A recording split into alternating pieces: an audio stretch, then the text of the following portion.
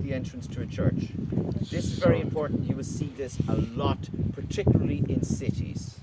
So that we bow before entering. Really good one. That's the second. That's the answer to the next question. Okay. You're preempting me. Things have built up out here, but not in What there. would have built? You're halfway. What would have built up out here? Bird droppings. Dirt, the ground. Why are you up high? We're halfway there. The bones of dead bodies. Oh my. Hundreds of thousands of dead bodies Wow. underneath you. Literally, this place was closed as a church, Reformation period. Okay.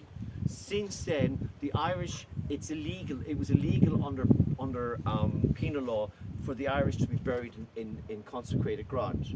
So they were buried illegally around the church, and you would have stones like that with no names on them. But the local people would all know that's the O'Flahertys, that's the O'Tooles, that's the O'Connors, that's the O'Briens. But if you put a name on it, the English authorities would say, hang on, that's some of your people. Up they come and you pay the fine. So there are at least tens of thousands of people buried here underneath you. Now, to bow your head. This is new. This was old. This is new. This is new, and you'll see this in Glendalough. This used to be a cathedral. We know it was a cathedral because this is new. This is a lintel. Most cathedrals have an entrance like this. Why? Gothic style. Bishop's hat. The bishop's hat, called a mitre. The mitre. The bishop bows to no person. He, always a he, would be able to walk in here tall and proud, won't even bow to God. It is no longer, now that it's no longer, that there's no seat in here, which makes it a bishopric. There is no longer a seat, therefore this is closed. So now you will bow your head in obeisance. Cathedra, that's what it means. Cathedra, chair. Ah. Chair. Chair for a bishop. Yeah. Which Cathedral is the place of the chair. Latin. Yeah, cathedra. To speak ex cathedra, to speak from the chair. Yeah. Now, this was built after the local saint Makuda died around 635. Now, in 635, this would not be a stone building. Certainly not one with columns. This is much later. This is 1400s. Okay, so this would have been a wooden church. That's why it's called kilmalkedar. Kil meaning church, but kul, not kill. Kul is wood. So the two words become conflated because the original wooden churches would have looked from underneath like they'd be in a wood. With all the beams. You get the idea?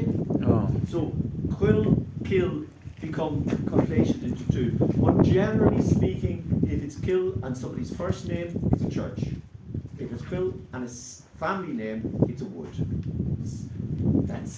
That's a very rough outline. Now, the reason you come in here is to see this stone. This has been halved, probably broken by the Cromwellians. Probably, I don't really know. We blame them for everything anyway. They blame them for everything. See that piece of dirt? Well, that's English for you. I once heard it. I saw a video once of a tour guide, and he said he was obviously an English audience, and he's up there. He said, "Well, it's our last night, and I'm going to tell you now the real story. Yeah. You're here. You're supposed to be here having a tour of Ireland. It's not. It's an English tour. Everywhere, see that castle burnt by the English. See that church burnt by the English. Everywhere you go, it's a bloody English. See that piece of dirt on the ground? That's the English for you."